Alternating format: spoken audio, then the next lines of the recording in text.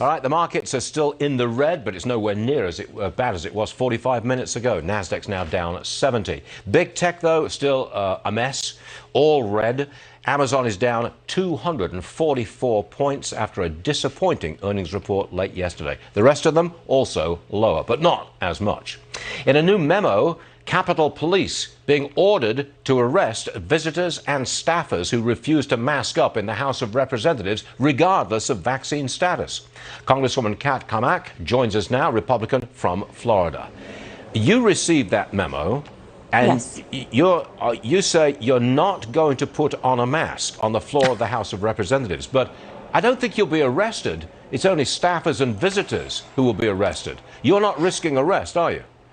No, I'm just risking getting reported to Sergeant-at-Arms, who then will report to Nancy Pelosi, who will then attempt to fine me for non-compliance. But as I've said, I will not comply. You know, yesterday, a police officer here on Capitol Hill early in the morning stopped me and said, "Kat, you've got to see this. We were told during our roll call that we are now to arrest staffers and visitors who are not wearing a mask, even if they are vaccinated." And when I asked about members, he said, "We're supposed to report you immediately and possibly even take photos if we can get them." I mean, this is nuts. Nancy Pelosi cannot treat Capitol Police like the masked police, her own little personal private army. That's ridiculous. Right. And why is it that you've got a mask mandate on the floor of the House of Representatives, but 90 yards away on the floor of the Senate, no mask mandate? How does that happen?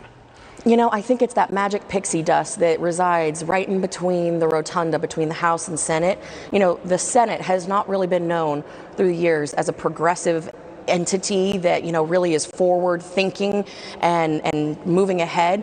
Normally the House is the first to lead when it comes to these kinds of issues, but for some reason COVID just stops in the Senate. So we took the liberty of marching across from the House to the Senate and back again, really demonstrating that we will not stand by while Nancy Pelosi uses a political agenda with a predetermined outcome to enforce her will on the American people, really us as representatives in our teams that represent all of America. That's ludicrous. She's not following science, she's following political science. You got it. I'm sure you saw this, but I need your comment on it. A New York Times piece argues that non-citizens should have the right to vote. That means I've read the article, 15 million, basically foreigners, would be given the vote in the United States. What say you about that? Well, you know, I can tell you this. The 14th Amendment, specifically Section 1, is pretty clear and plain about it. You have to either be a naturalized citizen or born in this country in order to exercise that precious right to vote that is guaranteed to us as Americans. So unless they want to do a convention of states and change the Constitution, they need to be quiet about that, because that is not ever going to happen on our watch. Every single one of us takes an oath to uphold the United States Constitution. They'd be best served to start by reading it. But you can see where they're going with this. This is the New York Times. This is the newspaper which brought us the 1619 Project, which then gave us a critical race theory. Now you've got this idea that foreigners can vote in our elections. Personally, I think that's the reason why they leave the border, our southern border, open, because they want foreigners to come on in and vote Democrat. I mean, am I too far off base with that? No, absolutely not. You know, we've already got 1 million just this year that have crossed over, been apprehended and released. We're looking at potentially 2 million by the end of the year. When you think about it, this really plays into a narrative that is beyond voting.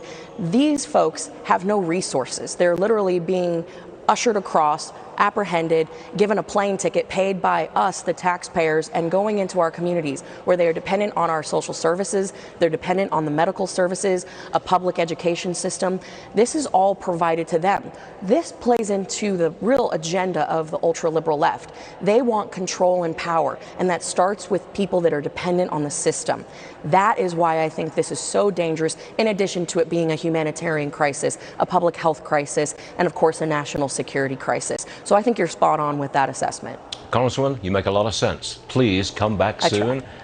No, you come back soon, please. We'll see you again. Good stuff. We'll see you. Have a good weekend. Thank you.